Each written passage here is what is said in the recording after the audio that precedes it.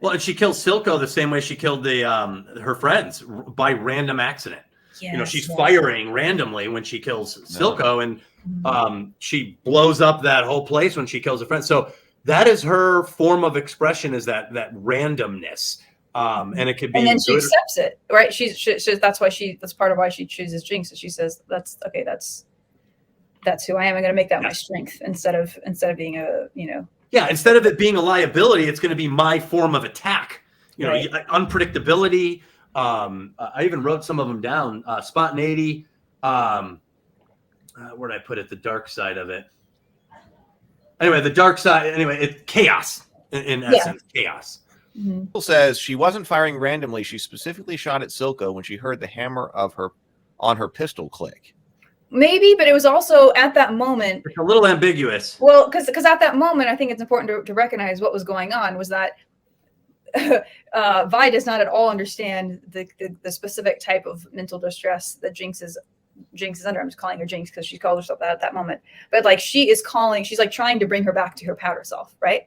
And she's like bringing in all the names of these people that are dead, and that's making it worse. Like she's thinking that that's going to like ground her. And instead you see, she's like curled on the ground with all these monsters around her. Cause those are her schizophrenia monsters. Like those are the ones that like all these people that are dead, that survivor's remorse. Yeah. Right. That she sees them, especially, I forget who it was. It's one of the boys in particular she's constantly seeing. And so she's in that state of like trying to block all that out cause it's making it worse. And then she hears a pistol click and just reacts. So I don't know if she is necessarily like, I didn't think she killed him on purpose. I don't think she did. I think it was just a instant reaction. She's in that state, and there's a pistol click. She reacts like she reacts on much less earlier on. She sees someone with pink hair, and then she just blows everything up. It's like it doesn't take much for her to react.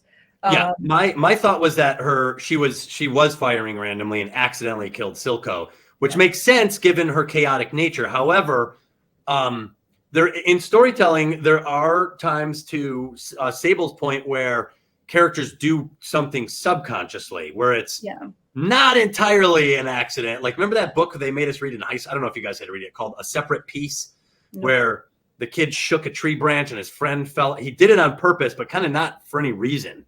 And his friend fell out and died. And this became a big problem for him. But, the part of the struggle was he never remembered deciding to do that. But then there was some part of him that remembered that he did think it, so it was this sort of weird subconscious behavior that led to an extreme outcome. That might be what happened. If there's any case that she did it on purpose to Silco, I think it would be along those lines, in my opinion only. Okay, Sable. Yeah. Okay. So, sounds like Sable thinks she shot him on purpose. I don't know. It may not have been that she wanted to hurt him, but she wanted to protect her. It's one of those kinds of things. Like, because she instantly afterwards was like pretty horrified that he was dying. So, yeah, it was not a conscious thought, but also wasn't unintentional. Yeah. Okay, so that's what I'm talking about, Sable, where there is an interplay between the conscious mind and the subconscious mind.